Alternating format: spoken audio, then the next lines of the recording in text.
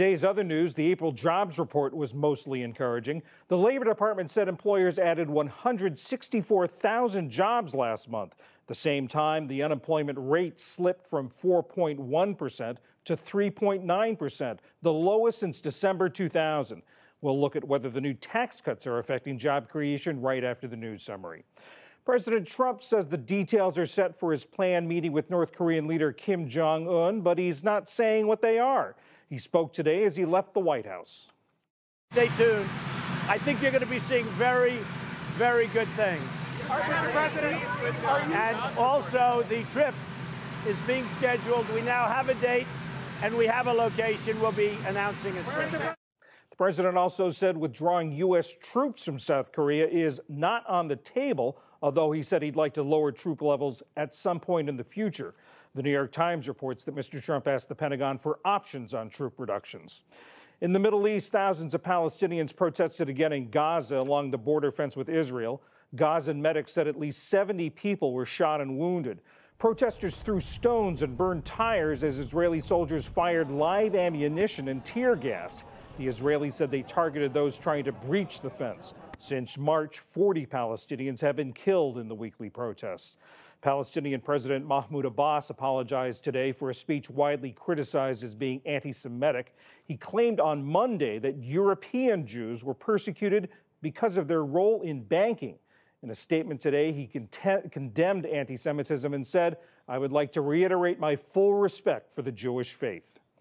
Nearly 60,000 Hondurans who had sought refuge in the United States now have to leave in 18 months. The Department of Homeland Security announced today they're losing the special status they received after a major hurricane 2 decades ago. The Trump administration has already canceled that status for immigrants from 5 other nations. Hawaii's Kilauea volcano kept spewing lava today, burning 2 homes and filling the air with sulfur gas. The eruption started late Thursday, sending lava into forests and into neighborhoods, while smoke and ash blew high into the sky. Some 1,500 residents on the Big Island were ordered to evacuate. Since it's right there behind our house, we could hear the lava exploding right from the house. And so, is the house going to still be there when we go back over there? It might be. The lava's flowing downhill and we're uphill, but, it's going to be changing the scenery for sure. Kilauea is one of the most active volcanoes in the world. Late this afternoon, Republican Iowa Governor Kim Reynolds signed the nation's strictest abortion limits into law. The new statute bans abortions once a fetal heartbeat is detected. That's usually around 6 weeks of pregnancy. Opponents of the bill say they'll sue to block the measure from taking effect. Backers say they hope the case could lead the Supreme Court to reconsider Roe versus Wade. A stunning decision today in the long-running Michael Skakel murder case. The Connecticut Supreme Court reversed its own previous ruling and threw out his 2002 conviction. He'd been found guilty of killing a young girl in 1975 when both were teenagers. Skakel is the nephew of Ethel Kennedy, the widow of Senator Robert F. Kennedy. A sexual abuse scandal has scuttled plans for this year's Nobel Prize in Literature.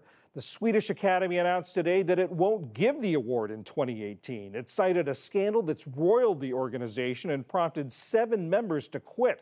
One member said that it has made it impossible to conduct business as usual. We have decided not to award a prize this year, and we did that after long and intense discussions. But we reached the conclusion that the confidence in the Academy is so low in the world at the moment, and that is the deciding reason why we now refrain from awarding the prize. It's the first time since World War II that the Literature Prize has not been awarded. Instead, the Academy will give out 2 prizes in 2019. And on Wall Street, tech stocks fueled a Friday rally. The Dow Jones Industrial Average gained 332 points to gain at 24,262. The Nasdaq rose 121 points, and the S&P 500 added 33. Still to come on the NewsHour, the effect of the new tax cuts on the economy. Old wounds from the Bosnian War spark new tensions in the region. Mark Shields and David Brooks weigh in on the president's legal troubles, and much more.